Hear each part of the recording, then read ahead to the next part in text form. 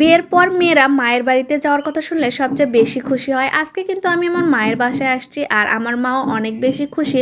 আমার বাবা তো আরও বেশি খুশি। এখানে পাতাকপি ভাজি করতেছে, আলু ভাজি করতেছে।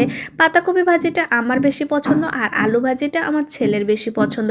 তো পাতাকপি অতগুলা ভাজি করবে না, আমরা একটু বড়াও খাবো। আর মাটির চুলায় রান্না মানে অনেক বেশি মজা। আর আমার মায়ের হাতে রান্না মানে অনেক বেশি মজা। শুধু আমার মায়ের হাতে না, সব মায়ের হাতেরই রান্না মনে হয় সবচেয়ে বেশি মজা। আর এখানে একটু সবজিও রান্না করে নিচ্ছে, এগুলো দিয়ে সকালবেলা খাওয়া দাওয়া করবো, কারণ মাছ মাংস অত ভালো লাগে না। আর এই যে আমার মায়ের ছোট্ট বাড়ি, এটা আমার বোন হয়। আমার মায়ের এই ছোট্ট বাড়িটা ভালোবাসায় পরিপূর্ণ। এখানে আমি বড় হয়েছি আর এটাই এখন অনেক মিস করি, কারণ এখানে আর থাকা হয় না। আর আমাদের বাড়ির পাশে একদম ফাঁকা, এটা আমাদের খুলি বলে, আমরা বগুড়ার মানুষ খুলি বলি। এখানে সব ঘুটা লাড়ে দিয়ে রাখছে আর এগুলো আমাদের গরু। মানে আমার মায়েরা যেহেতু সংসার করে, আমার মা চাকরি করে আর আমার বাবা গ্রামের একটা ডাক্তার। আর আমাদের এই গাছে অনেক বড়ি ধরছে, এগুলো টক মিষ্টি, মানে এত বেশি মজা। কিন্তু ছেলে মেয়েরা তো রাখেই না, কারণ আমার মা সারাদিন স্কুলে চলে যায়, আমার বাবাও বাড়িতে থাকে না।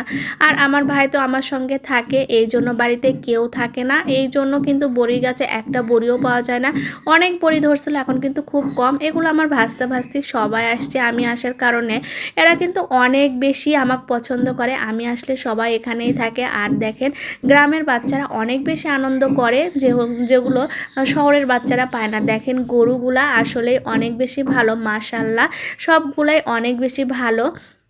তো তারপরে আমাদের একটু ভুট্টা খেতে গেছিলাম, এখানে সরিষাও ফুল ফুটছে, তো দেখতে অনেক বেশি ভালো লাগতেছে। এর আগে যখন আসলাম তখন ভুট্টা ক্ষেতগুলো অনেক ছোট ছিল, এবার কিন্তু অনেক বড় বড় হয়ে গেছে। এদিক দিয়ে হাঁটলে মনে হচ্ছে যেগুলো বড় হয়েছে ওগুলো আমার চেয়েও বড় হয়ে গেছে। তো আমার বাবার জমিগুলো ঘুরে ঘুরে দেখতেছিলাম, আর সরিষা ফুলগুলো এত সুন্দর ভালো লাগতেছিল।